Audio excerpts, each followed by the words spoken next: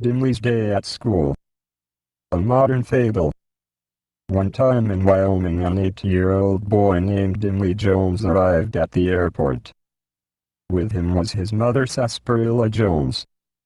That day was yesterday, and its happenings are not vital to our lesson. So long as we have established that Dimly is a young immigrant entering the foreign landscape of America, we can move on to the third day after their arrival, Dimly's first day of his new school. Now this adventure takes many strange twists and turns due to the fact that, well, Dimly was not yet accustomed to the American way. In fact, he had arrived from the remote island of Genevial, a land of strange customs and different sorts of people, like some that are so short, and then others that are so tall. Dimly's first day of school was one of many various adventures that all coincided to make the story of Dimly's first day at school. From that moral-filled fable he came away with many golden moldy memories. Now as soon as Dimly walked into the classroom, he knew that it was not going to be a fun-filled day of so much happiness. The first signs of trouble surfaced when the kids laughed at his toupee. Now you must understand, in Genevial it is considered perfectly common to lose your hair by the age of 6 or 7, so that by grade 3 most of the small and tall children of Genevial were as bald as an egg that is hard, but also it is white. Dimly had never actually given a second thought to his toupee until today, when he became painfully aware of his classmates' very hairy and rather unbald heads. His own toupee suddenly seemed somewhat awkward and foolish. There was an especially naughty boy, Bradley, who behaved very badly towards the poor Dimly, and you know, he was one of those boys, loved by all, but was actually nasty and bad and everything that is awful and bad, but also grand and beastly. At recess time, all the kids gathered around Dimly and they taunted and teased him mercilessly. Dimly's nose is a carrot, but also like a spoon. They yelled. They danced around him in a circle and chanted, "Tattle tattle, broken paddle, your name's pretty dumb." The children didn't understand why there were jingle bells at the end of his shoes and jingle bells at the tip of his hat, and jingle bells on his lunchbox that his mommy brought to class because actually he forgot it at home, so she had to drive to his school on the way to work to give it to him. Alas, children have a tendency of turning quite vicious towards things they do not understand. When he could not explain the purpose all of the bells that adorned his clothes, they naturally made fun of him. This was too much for the vulnerable young Dimly, and then what he did was cry. Alright, so then later in the classroom all of the children were learning about all of the different currencies in America, quarters and dimes, dollars and rands. This was all very confusing for Dimly because where he grew up the only currency they had was chickens and eggs and chickpeas, things like that.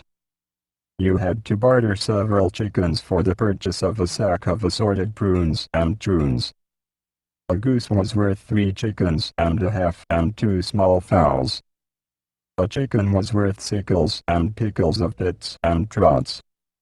So the teacher asks the classroom, if you had $2 and you had to buy an ice cream cone with ice cream in it that was worth 75 cents, how much change would you have after you bought the ice cream cone with ice cream in it? Bradley didn't raise his hand. A few of the brownie kids at the front raised their hands and said, "Oh, oh, oh." But as teachers are apt to do, Mr. Salmonello scanned the back row and weeded out the most shy timid child he could find, that is, Dimly. "Domly," he said, and teachers have a special proclivity for mistaking the new kid's name. What is the answer to the question? Terror-stricken Dimly promptly rose from his seat. A dead calm washed over the classroom. The air was charged with tension like before a hurricane or something. All of the eyes from all of the little children were gazing in the boy's direction, waiting eagerly for a chance to ridicule him, like circling vultures that are circling around the dying man who is stranded in the Sahara Desert. And also they wait till the man dies, and then what they do is, they start to pick at the corpse. You see, the man died because he had no water, and vultures are scavengers. Like a pack of wolves that have been following a man that is stranded in the North Pole, and now they have him cornered, so what they do is, they start coming out of the trees and getting nearer to the man so they can kill and eat him because they need food. Dimly flustered and stammered, and his face turned the color of a regurgitated plum. He did not know what sense was, and staring at his jingle bell shoes, he muttered, as quietly as possible, 3 fowls and a chicken chortle. This answer was the wrong answer, and that is the reason why the kids started to laugh and laugh.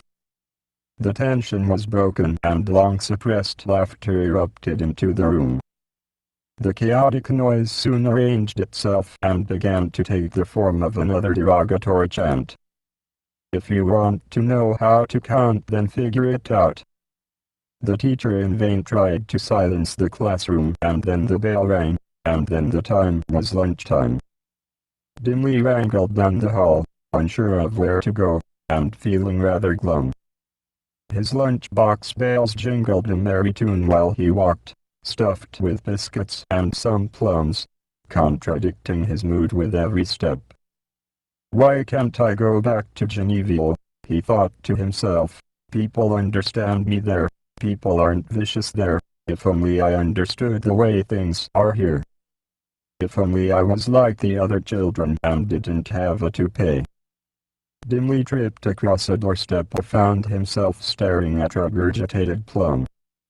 After contemplating the strange coincidence that the fruit squashed on the floor was the same kind as he carried in his box, a janitor helped him up, directed him to the cafeteria, and then wiped up the splotch.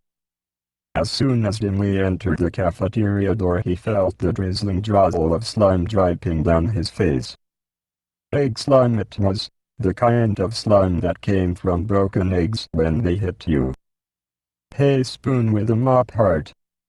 One of Bradley's chums hollered across the murky room. I've got 10 more where that came from. Will you trade me a foul chicken?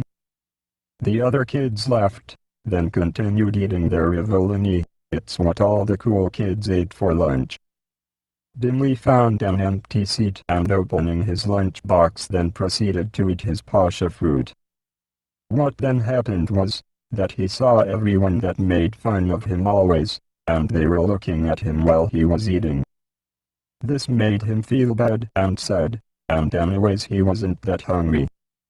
A thought he thought was, if I eat the food they eat, then what will happen is that they will like me, and also they will say, hey look, because Dimly is eating rivolini, and that's cool. So that's what he did. He went to the counter and asked for some rivolini. He looked at the rivolini and remembered one time in Genevial when he'd tried it and felt sick from the minced meat that he always felt sick from. He shuddered but proceeded to the cash register. At this point his face turned the color of a regurgitated plum because he realized that he had to pay for the rivolini with American currency, and all he had was 5 pickled chortles and a geese-laid egg. That'll be $1.25, boy, chortled the toothless monster of a lunch lady. Though he could not discern the meaning of what was being yodelled at him, he was able to understand, by means of hand gestures, that the ogre was demanding the fare through which he was to attain the rivolini. Dejectedly he offered his week's allowance, the geese-laid egg. The lunch monster laughed, the vulture children laughed, and the Bradley laughed, and that was the end of that. Dimly sure wrangled out of there fast. He came back to the classroom and it was empty, and that was good because all the children were still in the cafeteria and it was quite peaceful and without ungladness and badness. He scanned the room and the teacher's desk. He went to the teacher's desk. He sat on the teacher's desk. He picked some elastic bands from the teacher's desk and idly played with them. That is when a good idea was thought up in him. All of the kids, he thought, all of the kids have elastic bite plates and colorful elastics for the bite plates, and even Shirley's is the same color as neon green, and that's what everyone has. Well, so maybe if I too have some elastics in my teeth, all of the kids will see that I am not so different after all, and that I am the same after all the badness and ungladness has happened. This is what he thought. Next he proceeded to do something that was very foolish. He first needed super space age adhesive because normal glue probably would not hold. So he got some and then glued elastics from top teeth to bottom teeth and waited until the elastics were well fastened to his teeth. The first thing that happened was that he became aware of a very bitter taste in his mouth. Then several other things happened, mainly to do with the teacher walking into the classroom and seeing young Dimnly in this pitiable yet funny situation. The teacher said, "Go to see Nurse Bag the nurse. You carrot nose and mop heart also." Dimly cried and wrangled to Nurse Bag Jones' office, whose office smelt like plums and prunes as well. "My goodness, what's wrong with you, my dear?" Nurse Bag questions upon his entrance. "I've got some glue all over my ears and nostrils, and some teeth have elastics glued to them too." "Don't worry, son, I see this all the time," Nurse Bag replied with a gleeful smile for a while. "One day you'll fit in. You just have to fight to be an individual. Now have a jelly bean and this popsicle and you run along home a little early today, why don't you?" "Alright, Nurse Bag, thanks a cluster. I'll remember what you've told me today, now and forever." So off Dimly wrangled, off to the shack called home, where a fireside hearth and some plum almond prune cake was warm and waiting for him.